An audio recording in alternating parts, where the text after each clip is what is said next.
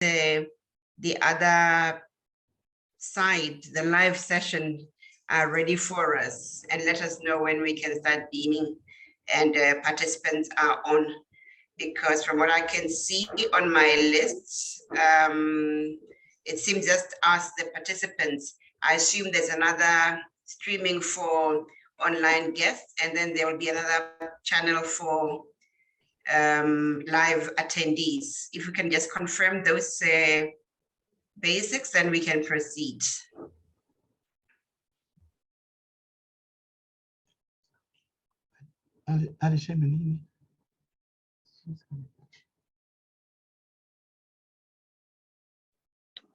Hi, I'm not sure there'll be the option for live participation, but all other things are, yeah, the options are available, except for the live participation. And this list that I see, is that for the panel and panelists, and then you should have another outlet for the live streaming, or how are we proceeding?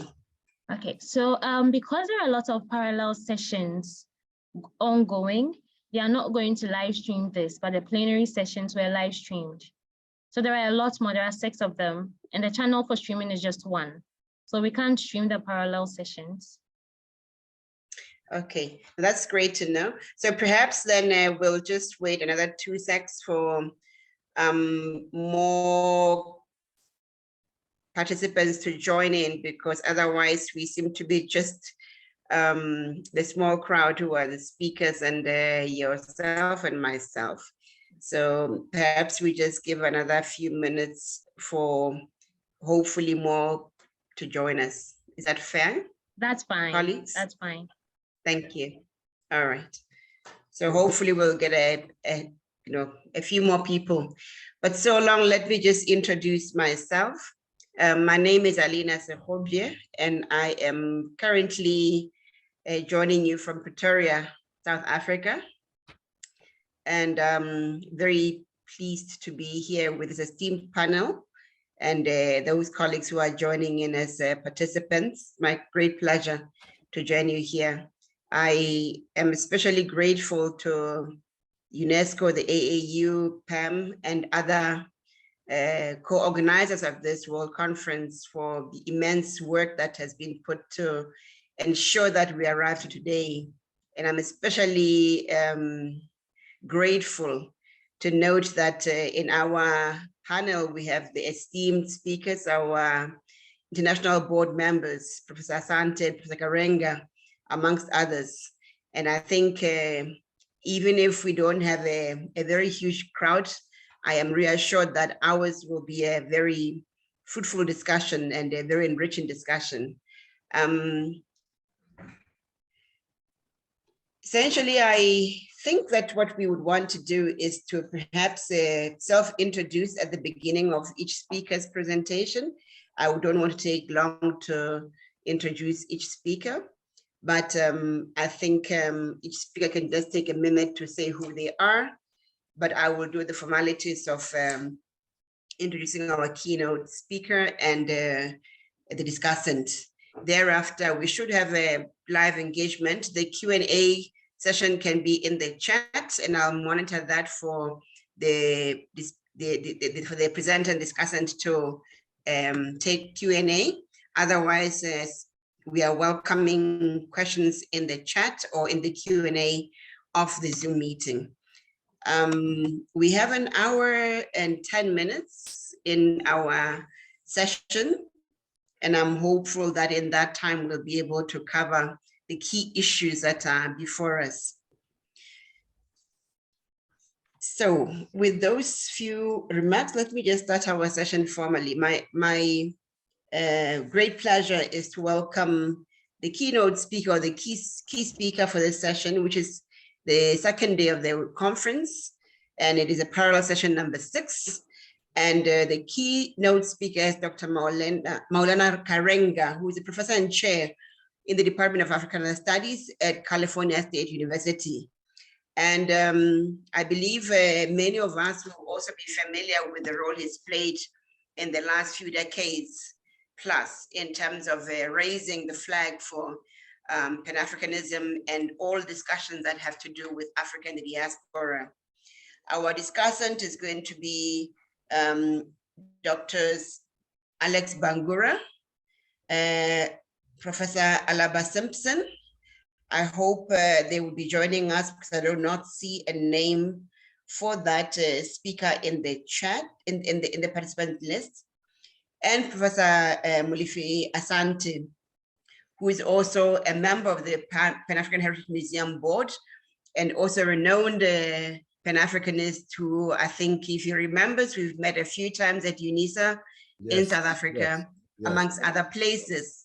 So we are looking at a diversity of issues in our session, and those are key concepts of Sankofa, Serouge Ta, and the Pan-African Renaissance.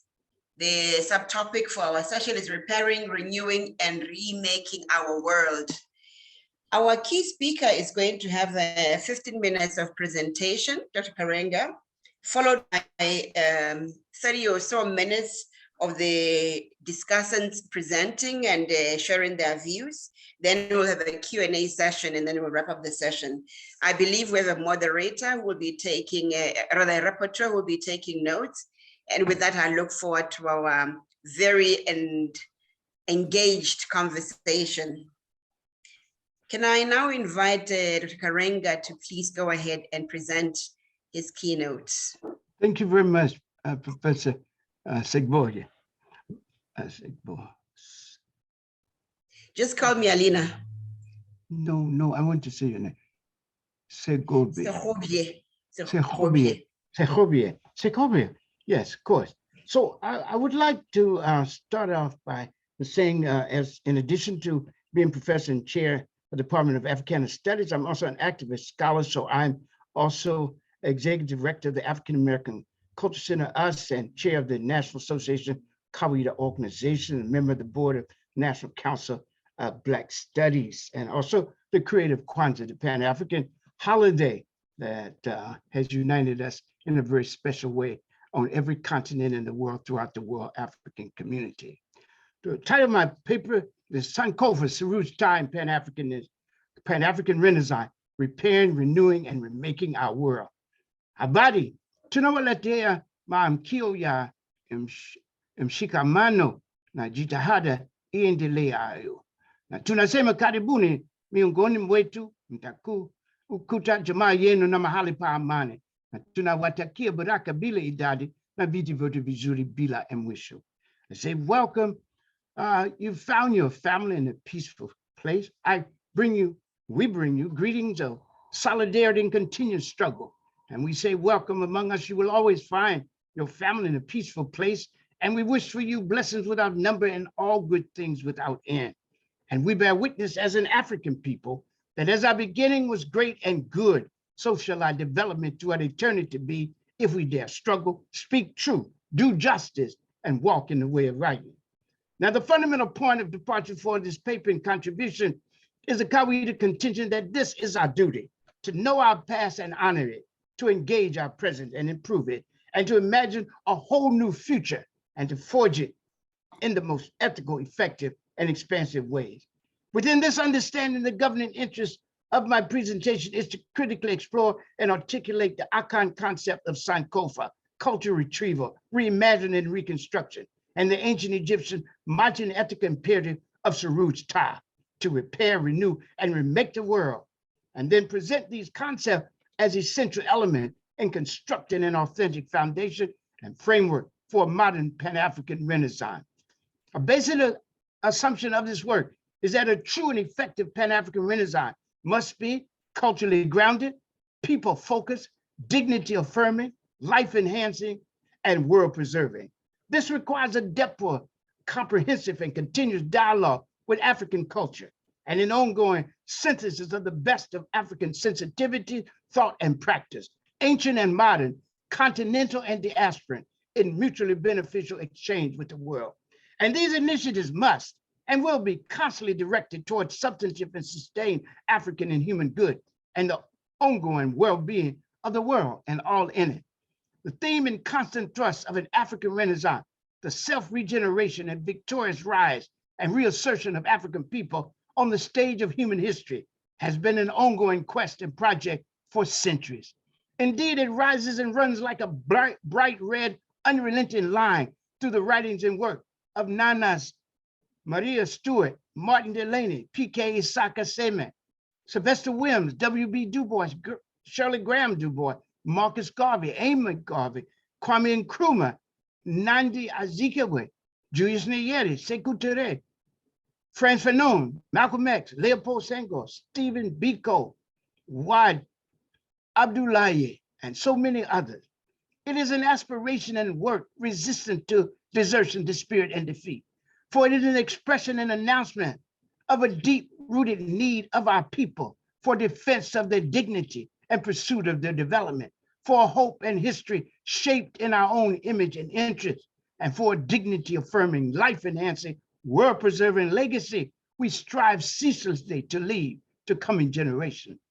A Pan-African Renaissance, rightly conceived, must be seen and engaged as a multidimensional project rooted in the idea of African excellence. For there is no sense or salvation in a renewal or a rebirth or a renaissance into the ordinary, the routine, the commonplace, and the continually oppressive. A genuine Pan-African Renaissance must bring into being and cause to flower a model of excellence, measurable and real and relevant terms. And as we say in Kawaida philosophy, it must be rooted in and reflective of an ongoing synthesis of the best of African sensitivities, thought, and practice in constant exchange with the world. Given this, the conception and construction of a Pan-African Renaissance must begin with the understanding of Africa as a fundamental source and resource for its own renewal. Its most important ideas and aspirations, its paradigm and undiscovered possibility. It means using African culture, ancient and modern, continental and diasporan, as a foundation and framework for our self-understanding and self-assertion in the world. And this in turn means constantly dialogue with African culture, asking it questions and seeking from it answers to the fundamental issues confronting African people and humankind. Thus, the concept and practice of Sankofa is indispensable to any project and practice of African Renaissance, for it urges and requires us to reach back, retrieve, and bring forth the best of what it means to be African and human, and use it to achieve an ongoing and expansive African and human good and a sustained well-being of the world and all in it. And it means putting in place initiatives to explore and engage African culture as an instrument of African development and flourishing. Here it is important to understand Africa as a world community whose ancestral center and current major focus is the continent. Thus, even though the Renaissance of the continent is a major focus in our current conversation, this continental project must, in the Garveyan sense, be related to and inclusive of the Africans in the diaspora also. That is to say, diasporan Africans as a whole, on every continent and island of the sea, indeed everywhere we're outside of Africa, we must participate in and benefit from this critical cooperative initiative. To speak of Sankofa is to reaffirm Nana Frantz Fanon's call to start a new history of humankind by drawing from the resources within us. It also means we must, he tells us, untangle ourselves from the European embrace, quote, turn over a new leaf, work out new concept, and try to set afoot a new man and a new woman, unquote, in the world. Moreover, as he contends, we must not reduce culture and art, culture to art, literature, song, and dance, nor separate it from the liberation struggle and our thrust for Renaissance. For as Kawaida contends, culture is the totality of thought and practice by which we create ourselves, celebrate, sustain, and develop ourselves, and introduce ourselves to history and humanity. Therefore, if we appreciate African culture and its role in our life and struggle, we must, Nana Fanon said, quote, give practical support to the creation of the conditions necessary to the existence of that culture. In other words, to the liberation of the whole continent, unquote, and indeed the whole world African community. And those conditions are the freedom of our people freedom from domination, deprivation, and degradation, and freedom to grow, develop, and come into the fullness of ourselves. Thus, Haji Malcolm X reminds us that true African Renaissance must engage freedom as a priority, even and especially in the midst of the demands of development. Indeed, oppression and domination from internal or external sources ensure both undevelopment and underdevelopment. For real and righteous development requires democracy and the freedom of the people to contribute to their own liberation and to the improved and expanded lives that liberation and development bring. Thus, Nana Malcolm taught, quote, freedom is essential to life itself and to the development of the full human being, unquote. Thus, there is no hope or possibility for development and renaissance of Africa as a continent and a world community without the self-conscious and active engagement of all of the people, men and women, youth and elders. This requires a people-focused and a people-driven project of Renaissance that is designed not only for the development and satisfaction of basic human needs, but also builds in as a component part ways and means for the people to transform themselves in the process, becoming self-conscious agents of their own life and liberation, and thus create conditions for their flourishing, and again, coming to the fullness of themselves. It is in this context that Haji Sekou Touré, in his call for full re-Africanization, taught that given the experience of oppression, we must free ourselves from the values and views of the oppressor and take upon ourselves, both personally and collectively, quote, the task of effecting our own complete rehabilitation. This means, he says, quote, each one must go back to the African culture and moral sources, recover his own consciousness, reconvert himself in his thoughts and his actions to the values, to the conditions and interests of Africa, unquote, and to his people, and on the continent, as well as throughout the world African community. Haji Touré recognized, as we say in Kawaida, that we are American by habit and African by choice, and we're whatever other country we live in by habit, and we're African by choice. We must choose to be African. As Professor Molefi Asante has rightly argued, a true Renaissance requires that we abandon the borrowed and debilitating culture spaces of Europe and since and sustain ourselves in our own culture. This reaffirms Nana Fanon's advice to reject being, quote, an obscene caricature, unquote, and pathetic imitator of Europe, and dare think independently, audaciously, and with profound commitment to the liberation, development, and good life of our people. Here, Professor Asante rightly calls for a radical reordering of thought, quote, a transformative turnabout, which is about taking the globe and turning it over so that we see all the possibilities of a world where Africa is subject, not object, unquote. A Pan-African resistance then, a Pan-African Renaissance then requires real independence of thought, an independence in the political, economic, and especially cultural realm. For it is independence that will provide the basis and motivation for the unfolding of our internal strength, the use of our own resources and riches, and the securing of the well-being and flourishing of our people. It is this kind of independence as opposed to the false flag only independence that requires and reaffirmed, as Nana Amilcar Cabral said, the need for, quote, the total sovereignty of our people on the national and international level for them to construct for themselves in peace and dignity by the expenditure of their own efforts and sacrifice, marching on their own feet and guided by their own heads, the progress to which they have a right, like all the peoples of the world. The ancient African Matin ethical imperative then of Suruj Ta to repair, renew, and remake the world remains relevant today as perhaps more urgent for us and all human beings in this critical time of so much destruction, devastation, and suffering. Indeed, Suruj Ta is an ethical imperative in practice for our time in a relational, societal, and environmental sense, for it aims at fruitful critique and corrective of relational alienation and antagonism, societal structures and policies of oppression, and environmental degradation through human plunder, pollution, and depletion of earth, water, and sky. This coincides with Kumba, the sixth principle of the Nguzo, Saba, and Kwanzaa, the moral imperative, it says, quote, to do always as much as we can in the way we can in order to leave our community more beautiful and beneficial than we inherited.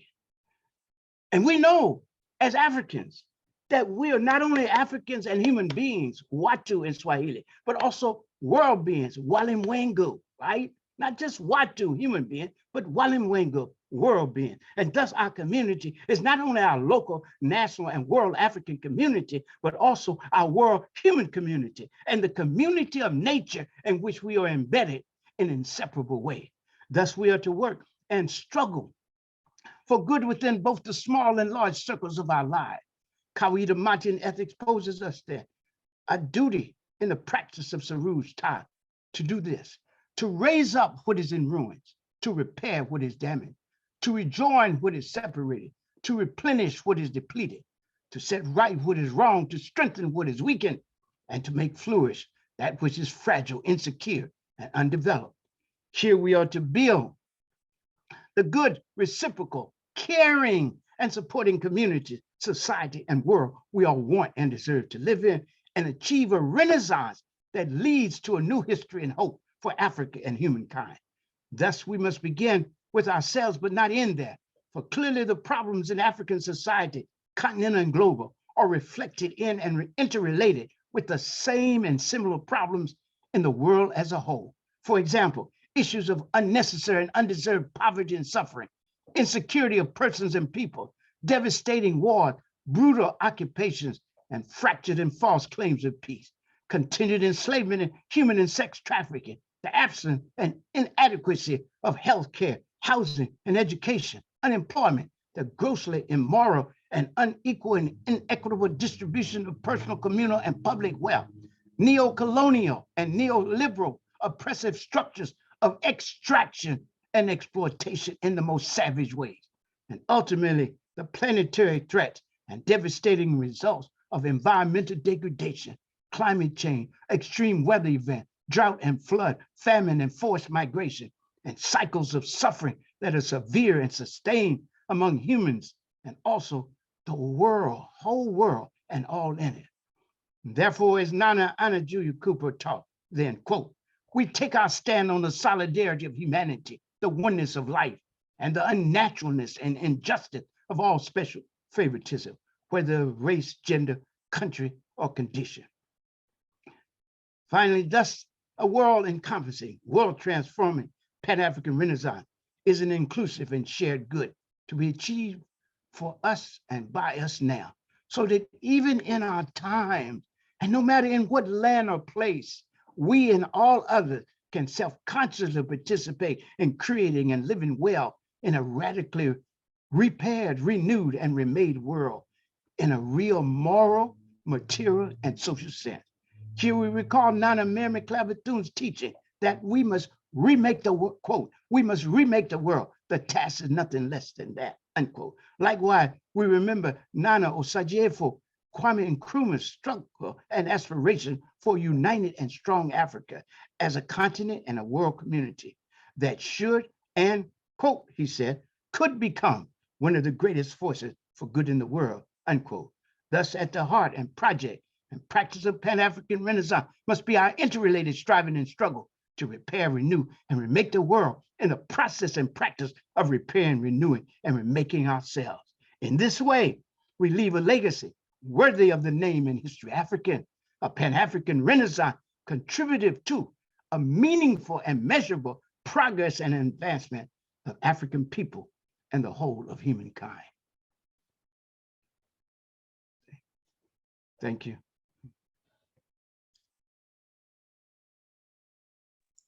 Thank you so much, brother and colleague and mentor and all those things wrapped in one. I think you have given us food for thought and have set the stage for the discussants to really engage with these critical concepts that you have given us and so well highlighted that interlinkages and intertwinement in that quest for a oneness of the African person and African personhood, what we call Ubuntu in our side of the world in Southern Africa. To be a person, you have to have those qualities of personhood. To have personhood, you have to first be remembered as a person, as a human being. So thank you very much for bringing all those together. At this point, I'm going to request if our discussant, Professor Alaba Simpson, is in the audience to identify themselves. Otherwise, as I said earlier, I recognize the presence of Professor Mulifi Asante and Dr. Alex Bangura. So if Dr. or Professor Simpson, you are in the audience, please just unmute your mic and say hello. In the absence of which it is not a problem. I would also request if the AAU team who are doing the repertorying, if you would just kindly introduce yourself so that we are aware that you are here, I'd be appreciative. Hello, my name is Isabella Tetahinakwa from the AAU. I'm here as the rapporteur for this session. Wonderful. Thank you very much, Isabella. And we really appreciate what you'll be sharing with us for the benefit of the other conference attendants as the proceedings of these discussions. Without much further ado, then let me welcome Dr. Alex Bangura, who can briefly introduce himself and then proceed to share with us his thoughts on this very rich topic. Alex, over to you.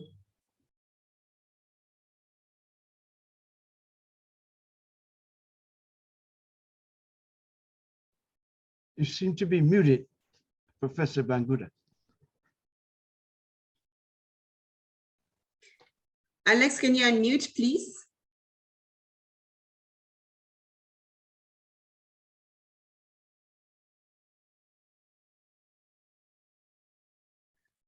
Unfortunately, you're still muted. You might have to just look at your settings and unmute yourself. We can't hear you.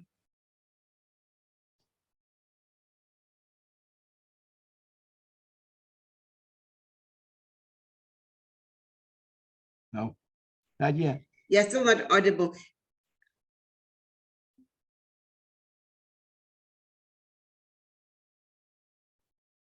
Why don't we do this? Perhaps you might need to step out of the room and come back and rejoin so that your audio settings can be reset.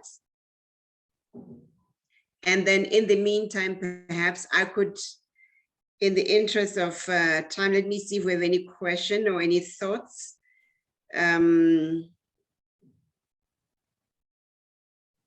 Nothing so far. Just a question about the word Ubuntu. Ubuntu in the Bantu languages is the concept of personhood or humane personhood that indeed can be considered one of the key, I would say, world principles or world concepts that speaks to our humanity, but especially when you speak about Pan-African unity and Pan-African personhood, is a very critical and central core concept in how we rally around the issue of what it is to be human. And it's in the context of the colonial and imperial experience that it's important that we interrogate or we critique these concepts. And most of us who have studied indigenous knowledge are familiar with the critical importance of concepts such as Ubuntu or Boto in framing discourse around reuniting the essence of African personhood, which includes, as Professor Karenga had said, the idea of uniting the spirit as a wellspring for well-being and for wealth in terms of human richness of personhood. Prof. Bangura, are we winning?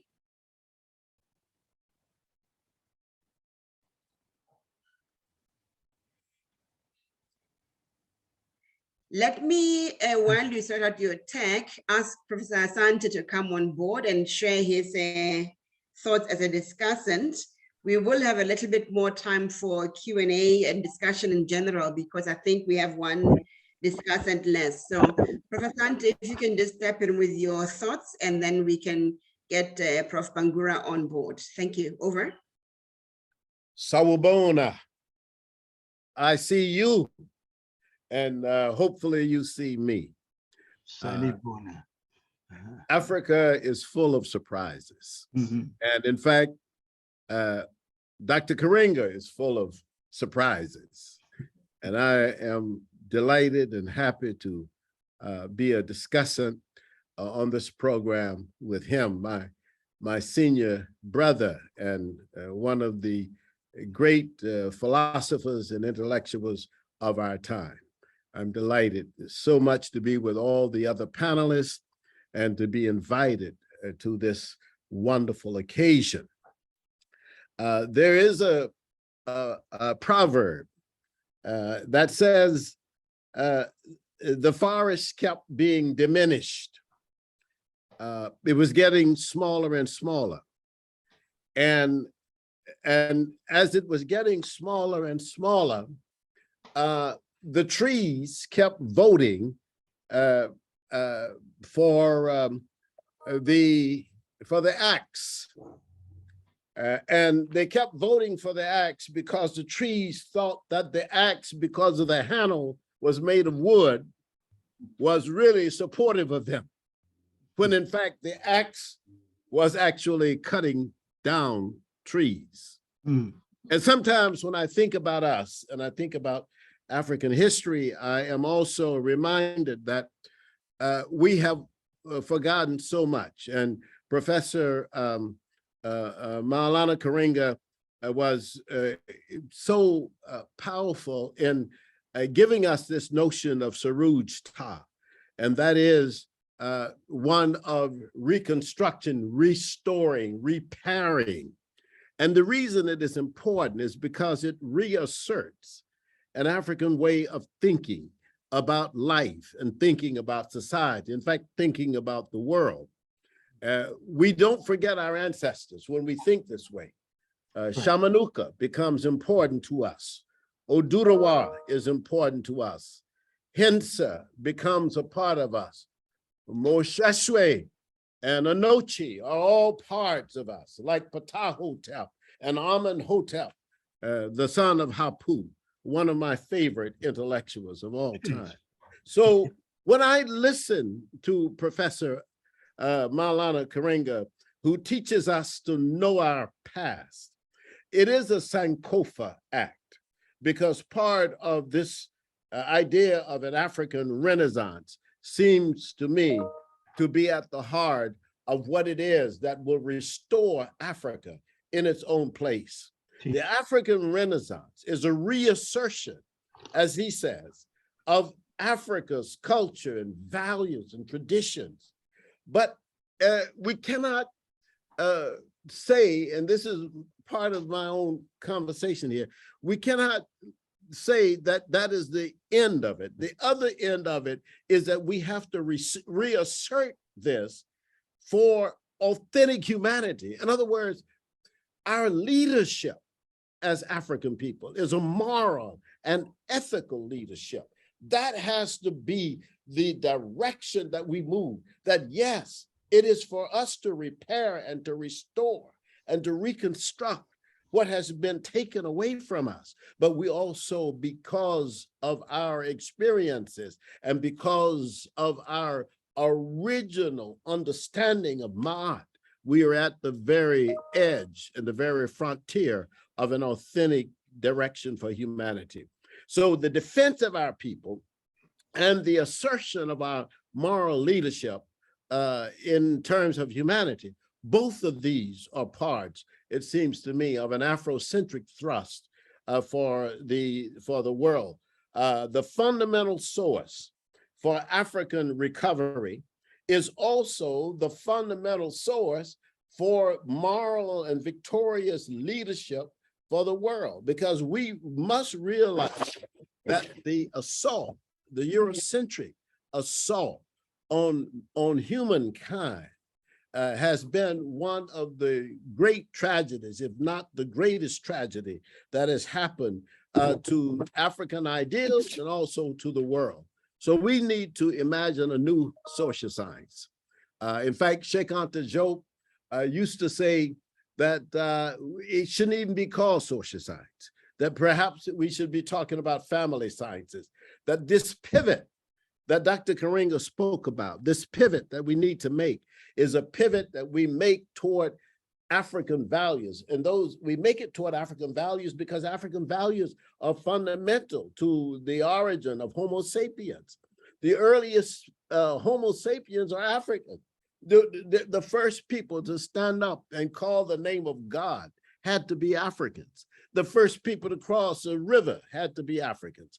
The first ones who decided how to shelter themselves had to be Africans. So here on the African continent, where Homo sapiens 300,000 years ago first declared this notion of relationship, how we live with each other so that we wouldn't kill each other. This was all very much basic to African culture.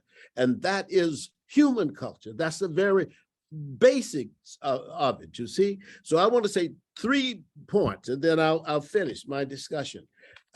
This is I cannot disagree with anything that Professor Karenga has said, but I want to just add perhaps 3 points.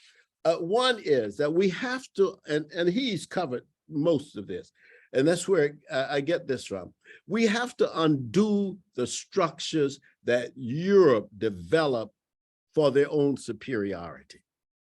We have to undo those structures, but we cannot undo them by simply practicing them or by simply thinking that we're going to be better at them than they are. You can't, that is a rabbit hole. We go down that hole and we cannot get out of that. So, but we got to undo the structures that Europe developed for its superiority. Whatever those structures are, they created a racial ladder. That is an imaginary racial ladder in the minds of most people in the world today. That's why you have in India, you have the Brahmins, they're at the top. Who declared that? The Brahmins did. Who declared in the European racial ladder that the Nordics and the Aryans were at the top? The Nordics and the Aryans declared that. And that the Africans are at the bottom. Who declared that? You see, we got to undo all those structures. That the dismantling of the entire structure that creates a as Chinwezu says, the Pan-European Academy must be taken down. Number 2, we have to unhitch our social sciences from the capitalist project. The social sciences as developed in the West are all hitched to the project of capitalism and the exploitation of the oppressed. And we see this. All you have to do is look at why they created these disciplines. What is psychology about? It's about predicting behavior. Why are they wanting to predict behavior? Because they want to know what you're going to buy and what they can sell you and how you're going to act when they do this. All these things we have to re-examine. Sheikh Anta said this very early. This has to be done. The neoliberal idea of ruthless individualism and the promotion of authoritarian ideas and the extreme ownership of property and people and material. All these things have to be re-examined. And then the third thing, we have to propose a more human and open system where we support women, not as an act of charity, as Samora Machel said, but as a fundamental necessity for African Renaissance and for the world. So we only get this through sage narratives and sage analysis like we get from Professor Maulana Karenga. I'm happy to see Professor Nadav here too, one of the great professors and scholars on African women and on Afrocentric schools. So thank you so much. I really appreciate being asked to be on this panel. Thanks. Thank you very much, Professor Asante. For those who perhaps have not had this joke between me and Professor Asante, he's my firstborn brother because I am a Mulifi by matriarchal side. My mother's people are the Mulifis of the Pilanesberg region of South Africa. Yeah. And so goes our linkages across this entire continent and beyond. So thank you very much for underscoring the key issues and messages that were raised by our keynote speaker, Professor Karenga. And at this point, I'm going to ask Dr. Bangura to please come on board. I hope your tech is okay now. And let us have your inputs. Go ahead.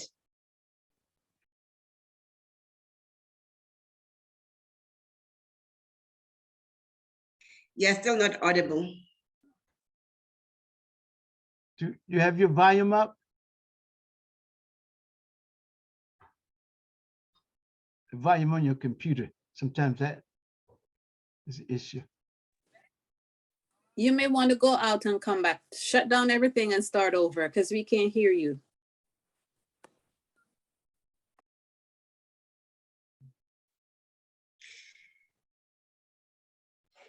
Yes, that sometimes is the technology divide and impairment that constrains us.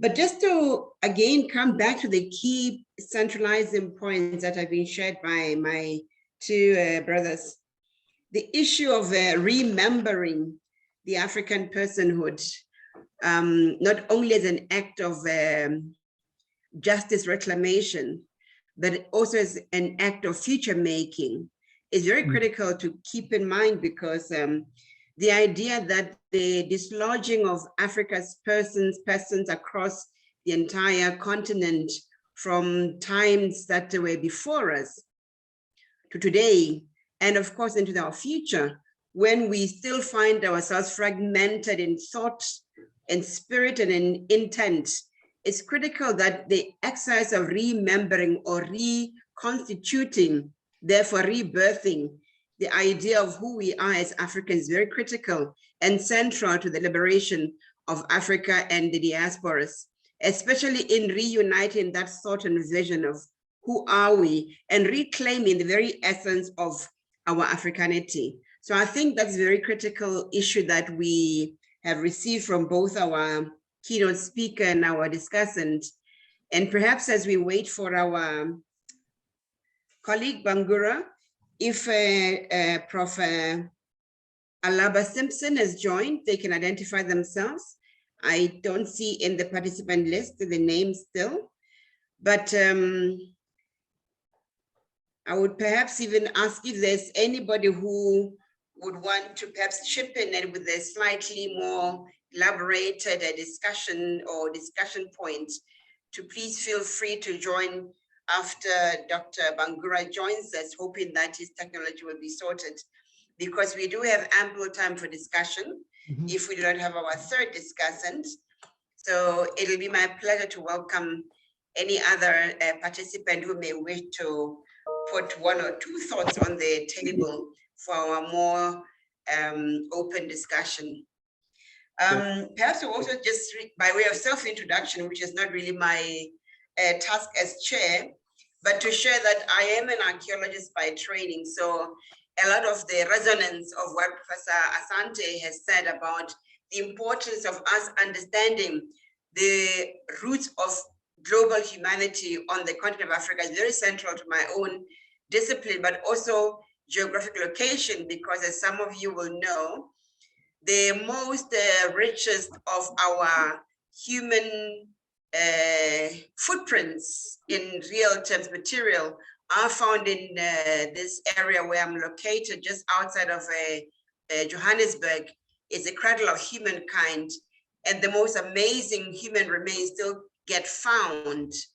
And there are those in the world of scholarship who still would like to assume these are not of significance. But I think by now, I would say the archaeological and paleontological research on the continent has shown without, I would say, doubt, the richness of the heritage of this continent. Professor Lim, please come through. Yes. Yeah. Hello? Okay. Hello? Please go ahead. Yes, we Okay, can yeah. hear you. Please contribute. Yeah, that's beautiful. Yeah. I want to appreciate everyone, and especially Professor Maulana. He has actually given us a lot of insights. My background is geodesy. I'm from surveying and informatics profession. I intentionally registered for this so that I can have more insights into the issue of reminiscence. One, I look at the progress made so far by our founding fathers in most African countries. And with the situation in most countries now, our political elites, they are, to me, some of them, they are not doing so much. They are not doing well to what they have actually inherited. The issue of, so many issues actually comes in here. We want to talk about the corruption and of course, some other issues. I want to believe that most Africans are talented and they have used a lot of things to actually bring progress, that may actually bring progress to Africans.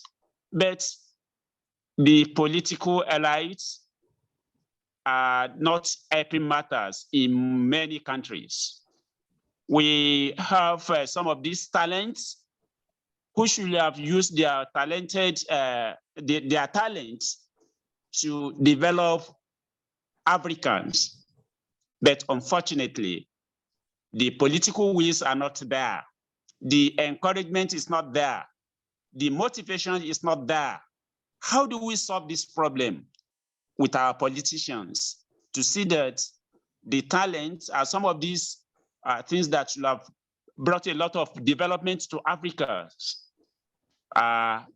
put in place, especially when we find out that some of our talented actually make some breakthrough, which they need to encourage so that we can have more to the progress of Africa. Thank you.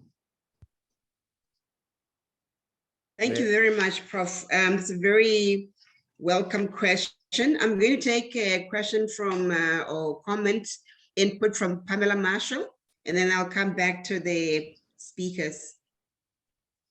Yes, good morning, good afternoon. It's 12:18 here. I'm in Norton, Virginia, near in Washington, D.C. area.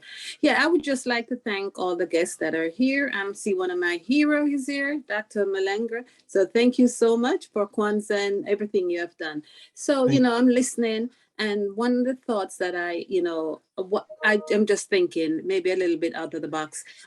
What is America, that we talk about the United States of America, they're the greatest public relations officers when they promote about America. You know, everything is wonderful here. The streets are paved with gold. Everything is perfect here until you come here and you see it's not so. And I think Africa has to start promoting, the countries in Africa have to start promoting the wonders of Africa. You know, the pride of Africa, you know, because what we're seeing on the television here in the United States is just poverty, more poverty and more poverty, you know, and we know it's the richest continent in the world. So the countries have to get together and start promoting the best of what they have to offer. And I know, you know, with time, because, you know, seeing is believing, perception is everything, right? And so when we start promote Africa for the whole world to see, I think, you know, the perception and the strength and knowledge of Africa will be more acceptable to the peoples of Africa. Thank you. Thank you very much. Again, another very rich input. Can I ask, perhaps in the order of the speakers, Dr. Karenga, you can take a turn, and then Professor Ante can come through. Mm-hmm. Just and respond to those who contribute. You will respond to the two questions. Professor Zekobe? Yes. Yes, are we Yes, supposed sir. You may want to respond to both, or just choose one, because we're now having a conversation. Okay, so the first thing, of course, is the whole idea of the education, mobilization, and organization of the masses, right? The politicians will not respond unless there's an organized, educated, and mobilized masses to demand more of themselves. So it says, Nana Kwame Nkrumah said, go to the people, love the people, start with what they know, build on what they have, right? So we have to do that, because if we just focus on what people are not doing and we don't do anything, then there's a problem. There is no substitute for an aware, organized, and engaged people constantly involved in a multiplicity of activity to define, defend, and advance their interests. The other issue about advertising, we must ground ourselves in our own history and culture. That's what we have to advertise, because if we, like Fanon says, if we want to emulate Europe, forget it. Europe can do best for itself. We don't want an obscene culture. We don't want to put money as a measure of everything. We want material goods, want the people to live a good life. We want them to make a living, but we want them to live a good life. That's what we teach in education, as Du Bois said, Nana Du Bois said. It's important that people learn how to make a living and to have a good living, but they must also learn how to make a good life. And that means grounded in our own history and culture. And that means we remember, Professor Segobe said that what we need to do is remember, and she's right. Remember, why do we remember? Nana Malcolm said, a people's history is a people's memory. And we study history in Kawaida for 4 fundamental reasons. There are many other reasons, but I'm giving 4. Number 1, to learn its lesson. That's what Minister Malcolm meant when he said, of all I studied, history is best prepared to be what I research. Second, to absorb its spirit of possibility. For as Honorable Marcus Garvey said, what humans have done, humans can do. And when we see what we've done, we know what we can do. Third, we study history in order to extract and emulate its models of human excellence and achievement. And that is what Nana Mary Cloud Bethune meant when she said, we are heirs and custodians of a great legacy, and we must bear the burden and glory of that legacy with strength, dignity, and determination. And finally, we study history and remember, right? To practice what we call in Kawaida, the morality of remembrance. Nana Fannie Heyman said there are 2 things we all should care about. Never to forget where we came from, and always praise the bridges that carried us. They become models and mirrors for us. We learn the excellence of ourselves, and we dare to honor that legacy. Thank you very much, Professor. Professor Ante, please come through. Yes. I'm sorry to say that my brother Alex is still having challenges with his audio. I've just asked him to type his point in the chat so that we can have them as part of our record. Prof, go ahead. All right, thank you very much. And I just want to, there's so many things that have come to my mind as I'm listening. First of all, to you, I want to say, Madam Chair, that you are absolutely in the right profession for uncovering so many things about the African continent.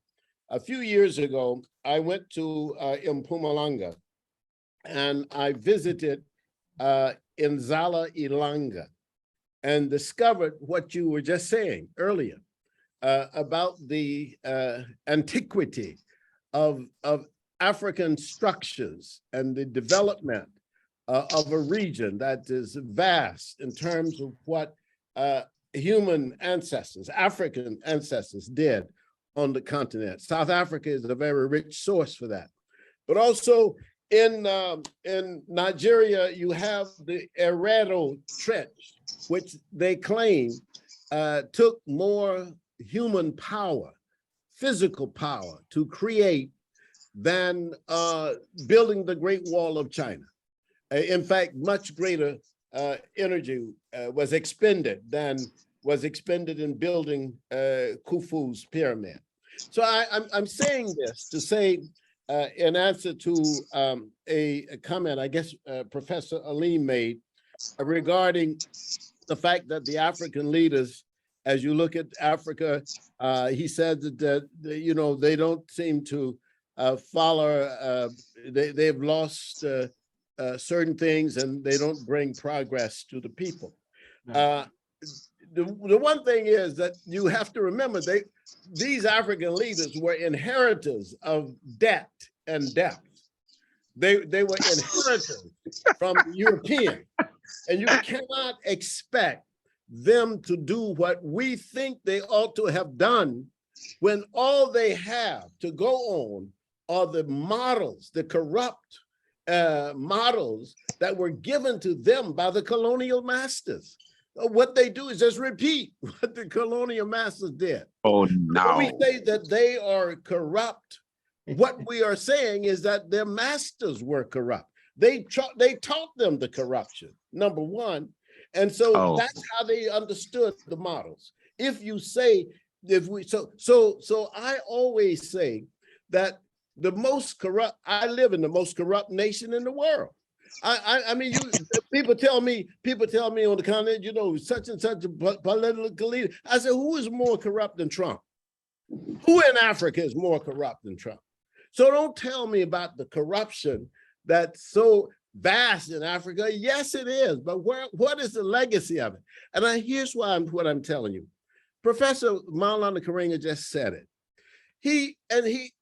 We have to know our past. And we have to use our own past as examples for what is moral and ethical. If we don't use our own past, if we cannot call upon our own ancestors, if our sages cannot give us narratives, then we don't have anything to go on.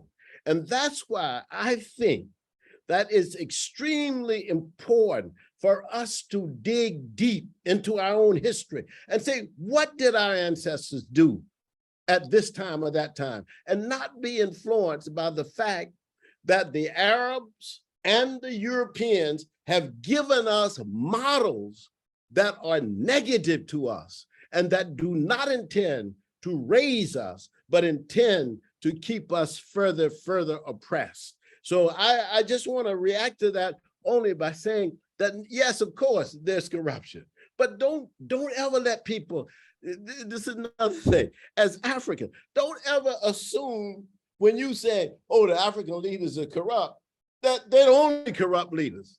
Most political leaders, as far as I've seen, are corrupt. I'm not going to claim Africa is, no, I'm going to claim that those leaders have never known their history. And they have never known their past. They do not understand the models that the ancient Africans in the Nile Valley gave. They don't even understand the ancient models of the Congo kings. They don't understand anything. So what they understand is what they have inherited.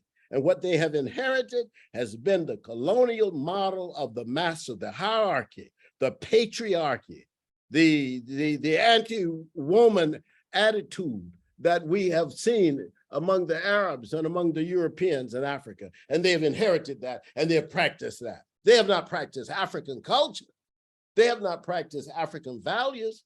They have not practiced the values that come from our ancient ancestors, where we lived thousands of years with a sense of freedom and dignity among each other. I'm not saying we were perfect, but I'm saying that if you don't inquire into your own history and you don't use in your educational systems the names of the ancestors who meant much to us and for whom we need to respect, if we give our children European names, if we give our children European heroes, if we use European sacred texts and don't even understand our own sacred texts and sacred ideas, I mean, all these things create conflict, create corrupt thinking on the part of African leadership. So yes and no.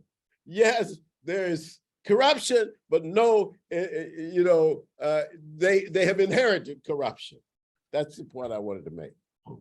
Thank you so much, Prof. I'm going to invite Brother Imran Bakari to make a quick input comment, but just first before, Alex, are you winning on the audio side, or do you want to type your comments in the chat so that we can also have your inputs? Thank you, Chair. Unfortunately, my hand raised button has disappeared, so I was not able to do it the polite way. So thank you for responding to my message. I am sort of very pleased to be in this company. Molefe Asante, Professor Molefe Asante, I know we are co-members of the Pan-African Heritage Museum Curatorial Board and other groups within that project. Walana Karenga, pleased to meet you, sir. You have been part of my coming of age youth, as it were, from the 1960s until the present day. And others, I'm glad to be here. What I would like to just pick up on firstly, I just want to make one or two points. One is related to the question of Ubuntu. And I raise this question because what is being proposed here, and very much what is being proposed in this conference, is a framework for going forward, right? A conceptual framework, a policy framework, an operational framework for taking us to the next stage. And the very interesting outline which Professor Karenga outlined, you mentioned two principles, the Sankofa principle, the Seruj Ta principle, and of course, Pan-Africanism is the end result. And I wanted to introduce the question of Ubuntu for consideration. Not only does it make a triumvirate, as it were, but as a human essence. Now, you know, we are all aware that today Ubuntu is a commercialized word. There are all kinds of Ubuntu. There are Ubuntu travel agencies, there are Ubuntu shoes, there are Ubuntu, all kinds of stuff. But as Alinda has said, it is very fundamental to how we understand ourselves as human. And I think that human essence relates to the notion of Sankofa, and it enables the question of repair and rebuilding. So I would just like to put that on the table for consideration as a way of taking us forward as we provide, we sort of work out a conceptual framework and a way of taking this forward as a global project. Yes, sir? Yeah, I wanted to respond to you, but I wanted first to see if Professor Bangura, did you get your sound right? No, it doesn't seem so.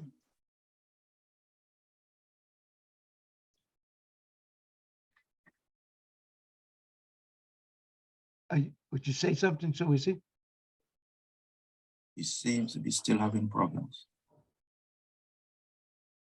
I think he needs to check his microphone level on his computer. That might be a solution. Checking the settings on your computer and the microphone level might be a way of just certifying whether it's on or not.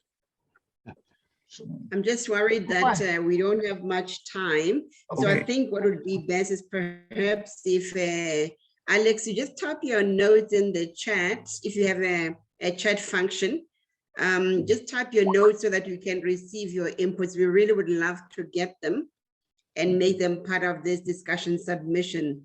But on the point that my brother Ndete Bakari had just made, it's actually absolutely important. And it comes back to the point that was raised by Professor Alim earlier on. When we have powerful concepts, including Sankofa and Serita, that are part of our repertoire of knowledge resources we need to take on board and use for the future, there's always a danger that they can be trivialized or negated by more powerful ideas. And I'd like to use that as a way also to speak to what Pamela Marshall said, that why is it that the continent and the diaspora perhaps are not drawing richly on our rich textured histories, including language, philosophies, to advance and to perhaps you could say project our positive sides. And I think to say to that, when we look at the future, this is a fundamental question. And I think it's been raised also by the two earlier speakers, that when you have an oppressive system like the colonial imperial systems, they have no interest in giving freedom on a silver platter. It is for the African and diasporic citizenry to consciously take those very concepts, philosophies, and utilize them in rebuilding, reimagining ourselves in the future. So just to say that, I think I appreciate Imre Bakari, what you were saying, that these are critical sources that we must consciously use in building footprints and footsteps for the future. And I think I'm very pleased to say that that is what I've, in my own limited learnings, seen as the contributions, profound contributions of Professor Karenga and Professor Asante in terms of shaping our imaginaries about ourselves in the future. And this is what needs to go into our curricula, into our discourse of political consciousness education. And perhaps that's what we need to be driving harder as a continent through our various institutional frameworks, like the African Union Commission, like our regional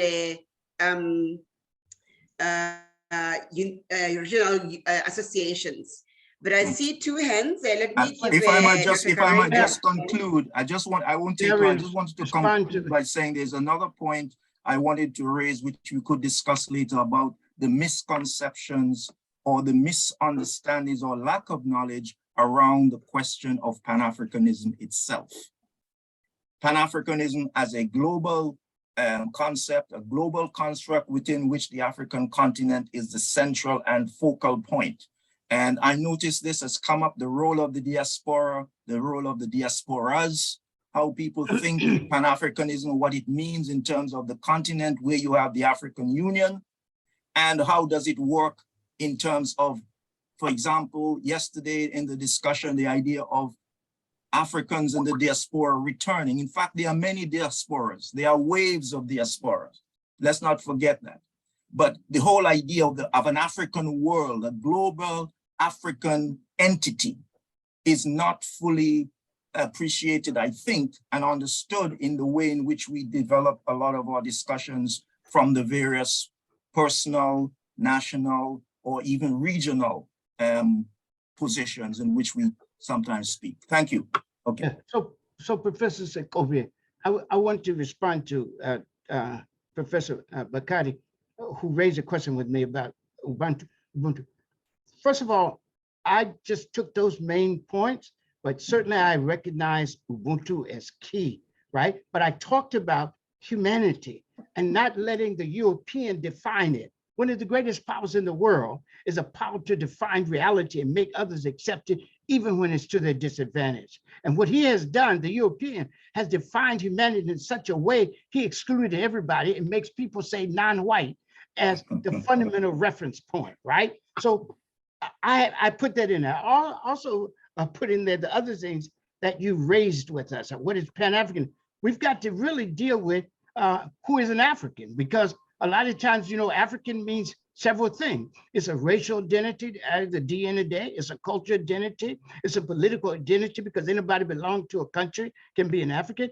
And then finally, it's a geographic identity, anyone on the continent. So there are different ways we have to work out. But the original peoplehood, when I talk about Africa, I'm talking about peoplehood and culture, right? And I'm talking about the original of that.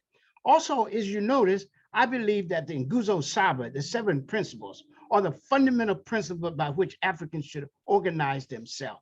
And those are Umoja, unity; Kujichagulia, self-determination; Ujima, collective working responsibility; Ujamaa, cooperative economic; Nia, purpose; Kuumba, creativity; and Imani, faith, right? We have to have those principles, whatever other we build around. And I really want us to have more of this conversation and to have seminars throughout the year on these issues, right?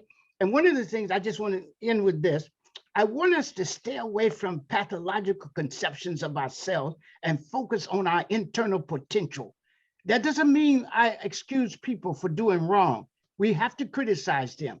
But because otherwise we don't believe in moral agency. So even if the European has corrupted you, you must make a choice. As I said, we are in this country, we're American by habit and African by choice, and we have to choose to be African. And everybody, whether in Jamaica or in South America or on the continent of Africa or in Europe, you have to choose to be African every day. That's what we say, you know, and there's a battlefield. Haji Malcolm said, wherever Black people are is a battle line. That whether you're in the East or the West, you and I are living in a space that is a battle line for all of us. And we say everywhere a battle line, every day a call to struggle. And it's a good and beautiful struggle. Thank you very much. Normally we're supposed to come to a close right now, but let me just see. I think we've had our inputs from, not yet, from Alex. Yes, Alex, I'm going to read his message, and he says that the class of academics in contemporary Africa are so much endowed with prerequisite knowledge to diagnose and cure the schizophrenic disease that has engulfed the continent.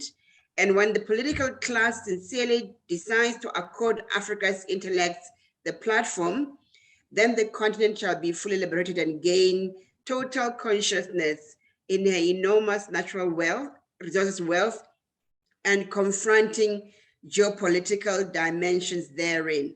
Thank you very much for that input, Alex. I think it is very welcomed, and I think it resonates with the issues and points that have been spoken by our colleague. I'm not sure if you can hear us, but I think it's just a pity we couldn't hear you in person. I don't think you can actually hear us either.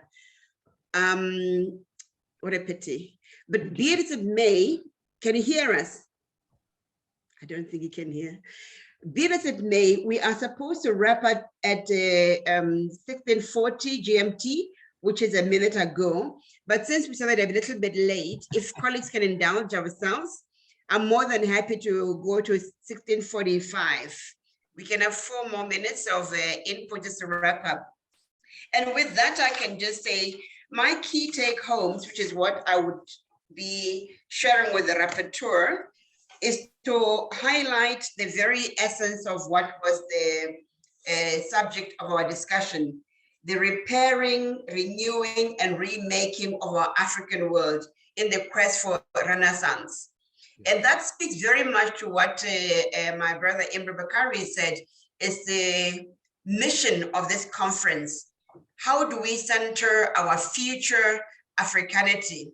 And this is very important that in that I take away one key message that has been raised by Professor Sante, which message was that in the quest for liberating our consciousness, we must not forget that the struggle is multidimensional and includes, very importantly, the idea of liberating ourselves in our totality. In other words, the idea that there is inequality that is whether along ethnic, linguistic, gender, or racial lines is something we have to consciously tackle. And with that especially is the critical importance of tackling the gender inequalities, which are both internal and external, but actually affect and oppress our entirety as a continent, as a people of African descent, because we imbibe that idea that there's a hierarchy of ourselves that puts the Black woman at the very bottom of that. So once we're aware of these encircling forces, we are better prepared to be able to project our future selves in a much more positive light. And let me just see another question that has just come in, and then take that I would not want.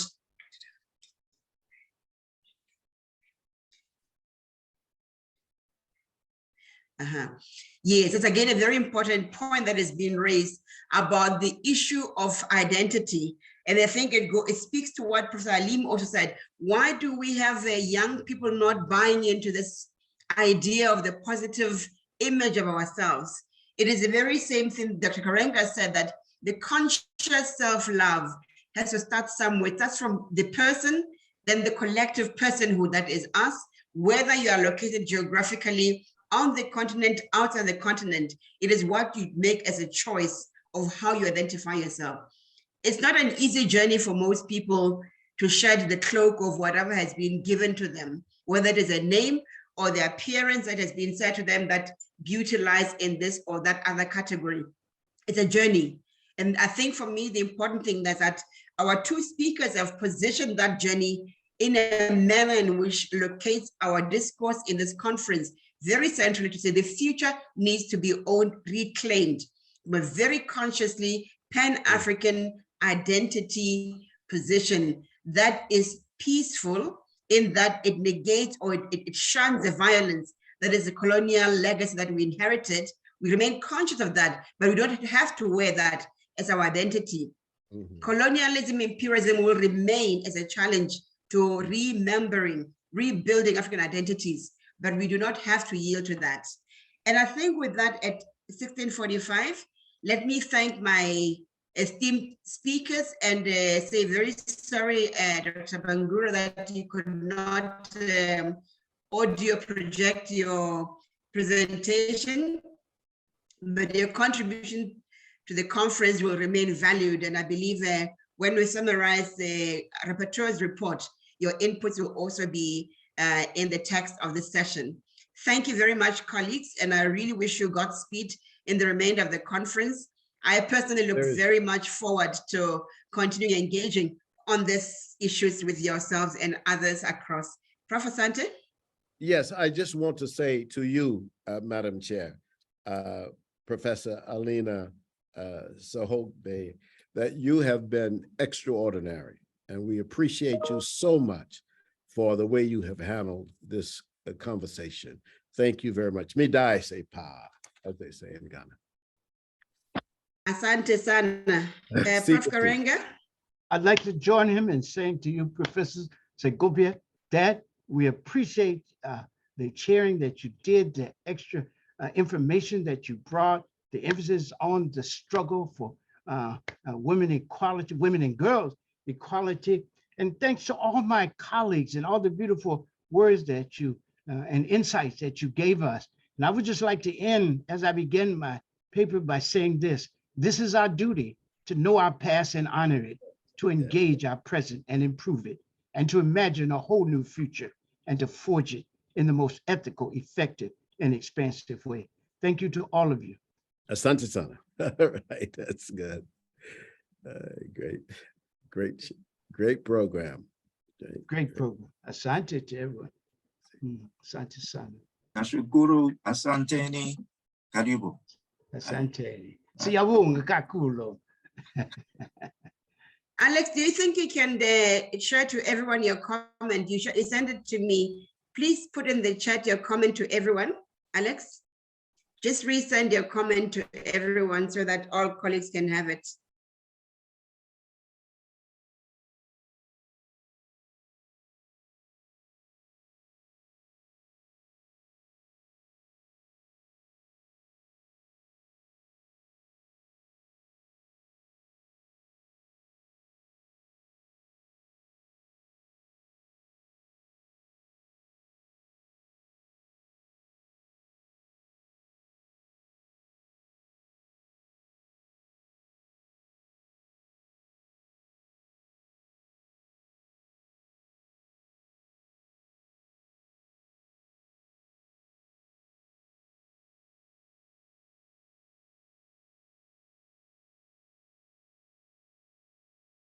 Thought I should just do that. I've sent the message from Alex to everyone for purpose of the recording. And so thank you very much to the recording team for this. And thank you to all the participants. I think this closes our session now. And I'd like to thank Isabella and the team for handling the audio, visuals, and the rapporteuring of the session. Thank you and good night. Thank you, Prof.